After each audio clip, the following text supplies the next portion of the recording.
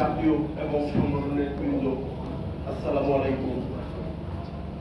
আজ একটা বিশেষ দিন, যে দিনটায় হৃদয় পতাকা দুই মার্চ সংগঠনের মাধ্যমে প্রতিবাদ সমাবেশের আয়োজন করা হয়েছে। এই প্রতিবাদ সমাবেশ আয়োজন 53 বছর স্বাধীনতার পরে, 53 বছর পরে এই আয়োজন, এটা আমাদের জন্য অত্যন্ত, কারণ এটা পূর্ববর্তী বক্তা বলে গেছেন এটা একটা মীমাংসিত বিষয়, এবং এই মীমাংসিত বিষয়ে এটা নতুন করে আমরা দাবি দেওয়ার মাধ্যমে বাস্তবায়ন করব, এটা আমাদের জন্য অবশ্যই দুঃখজনক।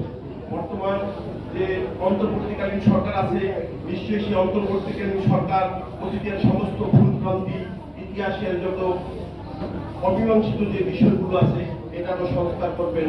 আমরা আশা করব যে আগামীতে যে 2 মার্চ আসবে, এই বর্তমান অন্তর্বর্তীকালীন সরকার জাতীয়ভাবে এই 2 মার্চ জাতীয় পতাকা উত্তোলন দিবস হিসাবে পালন করবেন, এই আশাবাদ ব্যক্ত করে, এবং আগামীতে যত রকম সংস্কারই হোক না কেন, সকল সংস্কারের মধ্যে এই বাংলাদেশের জনগণের পক্ষে এবং প্রশাসনের সমস্ত কর্মকর্তা কর্মচারীদের জবাবদিহিতার আওতায় এনে যেন সংস্কার সম্পন্ন হয়, এই আশাবাদ ব্যক্ত করে আমি সবাইকে ধন্যবাদ জানাই। অনেক ধন্যবাদ। আমরা এ পর্যায়ে সাংস্কৃতিক অঙ্গনের অত্যন্ত